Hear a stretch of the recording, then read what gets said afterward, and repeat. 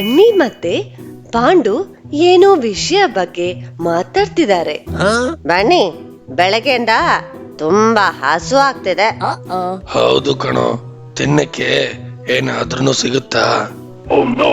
ಬೆಸಲ ಕಾಲ ಅಲ್ವಾ, ನದಿಯಲ್ಲಿ ನೀರಿಲ್ಲ, ಮೀನುಗಳೂ ಇಲ್ಲ. ಏನಾದ್ರೂ ಹಣ್ಣು ತಿನ್ನೋಣ ಅಂದ್ರೆ ಆ ಮರಗಳು ಕತ್ತರಿಸುವರು ಎಲ್ಲಾ ಮರಗಳನ್ನು ಕತ್ತರಿಸ್ಬಿಟ್ಟಿದ್ದಾರೆ. ಹಾಗಾದ್ರೆ ನಮಗೆ ಕಾಡು ಜೇನು ಸಿಗುತ್ತಾ ಅಂತ ನೋಡೋಣ. ಸರಿ, ನೋಡೋಣ ಬಾ.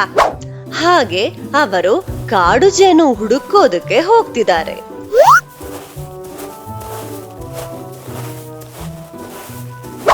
ಬನ್ನಿ, ಕಾಡು ಜೇನು ಏನು ಸಿಕ್ಕಿಲ್ಲ. ಹೌದು ಕಣೋ, ಇವಾಗ ಏನ್ ಮಾಡೋದು? ಅವಾಗ ಬರ್ತಿದ್ದಾಳೆ ಅವರದು ಸ್ನೇಹಿತ ಝಾರಾ. ಬನ್ನಿ ಮತ್ತೆ ಪಾಂಡು ಇದೀರಲ್ಲ, ಏನಾಯ್ತು? ಯಾಕೆ ದುಃಖದಲ್ಲಿದ್ದೀರಾ? ತುಂಬಾ ಹಸುವಾಗ್ತಿದೆ, ಇಲ್ಲಿ ತಿನ್ನಕ್ಕೆ ಏನು ಸಿಗ್ತಾ ಇಲ್ಲ. ಬಿಸಿಲು ಕಾಲ ಅಲ್ವಾ, ನನಗೆ ಕೂಡ ಕಷ್ಟ ಆಗ್ತಿದೆ. ನಮ್ ಜೊತೆ ಇನ್ನೊಬ್ರು ಕೂಡ ಆಯ್ತು. ನಮ್ಗೆ ಕಬೀಶ್ ಹತ್ರ ಹೋಗಿ ಹಣ್ಣು ಕೇಳೋಣ. ಸರಿ, ಹೋಗೋಣ. ಹಾಗೆ ಅವರು ಕಬೀಶನ್ನು ನೋಡೋದಕ್ಕೆ ಹೋಗ್ತಿದ್ದಾರೆ. ಒಂದ ದಿವಸ ಹಣ್ಣು ಕೇಳಿ ಹೋಗಿದ್ದು ನಿನ್ಗೆ ನೆನ್ಪಿಲ್ವಾ? ಅವನು ಹಣ್ಣು ಕೊಡುತ್ತಾನೋ ಏನೋ. ಹೌದಲ್ವಾ? ನಡೆದು ಅವರು ಕಬೀಶ್ ಹತ್ರ ಬಂದ್ರು. ಲೋ ಕಬೀಶ, ನೀನು ಮಾತ್ರ ಹಣ್ಣು ತಿಂತಾ ಇದೀಯಾ, ನಮ್ಗೂನು ಸ್ವಲ್ಪ ಕೊಡೋ. ಅಯ್ಯಯ್ಯೋ, ಈಗ ತಾನೇ ಹಣ್ಣು ಎಲ್ಲ ಖಾಲಿಯಾಗೋಯ್ತು. ನನ್ನ ಹತ್ರ ಬೇರೆ ಹಣ್ಣುನೇ ಇಲ್ಲ. ಇವನ್ ಬಗ್ಗೆ ನಮ್ಗೆ ಗೊತ್ತಿಲ್ವಾ? ಹೇಳೋದೆಲ್ಲ ಸುಳ್ಳು. ಈಗ ಏನ್ ಮಾಡೋದು? ಹಣ್ಣು ಒಂದು ಕೂಡ ಸಿಗ್ತಾ ಇಲ್ಲ. ಏನ್ ಮಾಡೋದು ಅಂತ ನನಗೂ ಗೊತ್ತಿಲ್ಲ. ಹಾಗಾದ್ರೆ ನಾವು ಎಲ್ಲರೂ ಸೇರಿ ಈ ಕಾಡಿನಲ್ಲಿ ಏನಾದ್ರೂ ಸಿಗುತ್ತಾ ಅಂತ ನೋಡೋಣ, ಬನ್ನಿ. ಸರಿ, ಆಯ್ತು.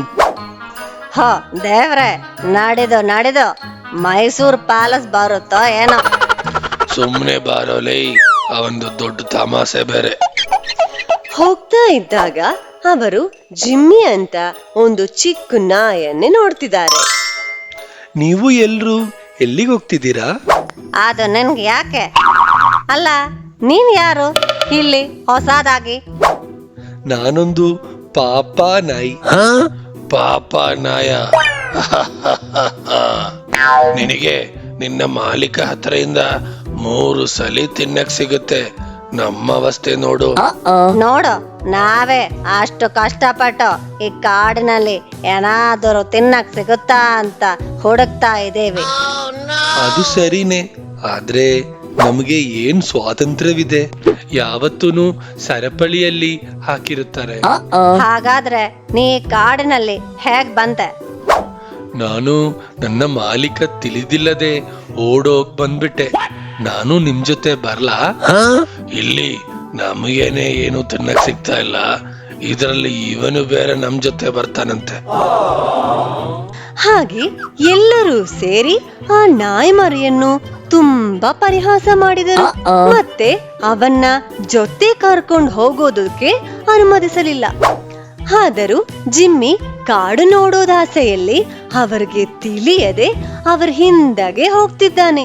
ಇಲ್ಲಿ ನಮಗೆ ಏನು ತಿನ್ನಕ್ ಸಿಗ್ತಾ ಇಲ್ಲ ಅಂತ ಇದೇವಿ. ಇವಾಗ ಅವನಿಗೆ ಕಾಡು ಸುತ್ತಾಡ್ಬೇಕಂತೆ. ಶಬ್ದ ಇಲ್ಲದೆ ನಡೆಯೋಣ. ಹೋಗ್ತಾ ಇದ್ದಾಗ ಜಿಮ್ಮಿಗೆ ಕಾಡಿನ ರಾಜ ಸಿಂಹದ ಗಂಧ ಬರ್ತಿದೆ. ಸ್ನೇಹಿತರೆ, ಎಲ್ರೂ ನಿಲ್ಲಿ. ನಮ್ಮ ಮೇಲೆ ಒಂದು ಅಪಾಯ ಗಂಧ ಬರ್ತಿದೆ.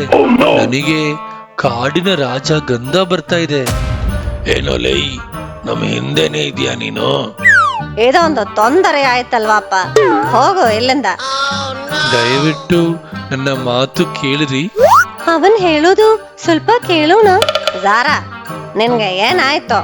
ಅವನು ಕಾಡು ನೋಡೋದ ಆಸೆಯಲ್ಲಿ ಏನೇನೋ ಹೇಳ್ತಿದ್ದಾನೆ. ಹೌದು ಸಾರಾ, ನೀನು ಅವನೆಲ್ಲ ಹೇಳ್ತಿರೋದು ಕೇಳಕ್ ಹೋಗ್ಬೇಡ.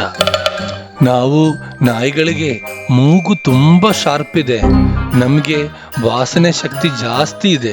ನನ್ನ ನಂಬಿರಿ. ಇಷ್ಟು ದಿವಸ ನಾವು ಈ ಕಾಡಲ್ಲಿ ಇದ್ವಿ, ನಮಗೆ ತಿಳಿಯಿಲ್ಲದೆ ನಿನಗೆ ತಿಳಿಯುತ್ತಾ ಏನು? ಸರಿ, ಎಲ್ಲರೂ ಬೇಗ ಬನ್ನಿ. ಹಾಗೆ ಇದ್ದಾಗ ಸಿಂಹರಾಜ ಆಕಸ್ಮಿಕವಾಗಿ ಅವರ ಮುಂದೆ ಬಂದ್ರು. ಹಾಗೆ ಎಲ್ಲರೂ ಅಲ್ಲಿಂದ ಓಡಿ ತಪ್ಪಿಸ್ಕೊಂಡ್ರು. ನಮ್ಮನ್ನು ಕ್ಷಮಿಸು, ನಾನು ನಿನ್ನ ತುಂಬಾ ಪರಿಹಾಸ ಮಾಡಿದೆ.